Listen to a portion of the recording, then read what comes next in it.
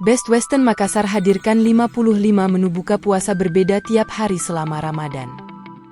Hotel Best Western Makassar memberikan promo spesial berbuka puasa selama Ramadan 2024. Promo ditawarkan bertajuk Kampung Kuliner Nusantara dengan harga terjangkau.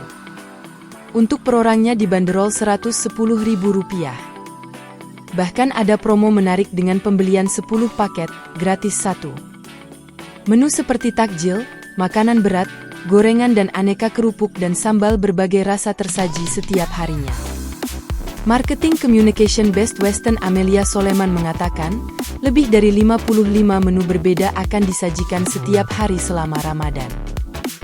Menu ditawarkan mengambil inspirasi dari berbagai daerah di Nusantara, katanya saat buka puasa bersama di Best Western Hotel, Jalan Bonto Lempangan, Rabu, 13 Maret 2024. Jadi para pengunjung bisa menikmati berbagai ragam rasa dalam satu tempat, lanjutnya.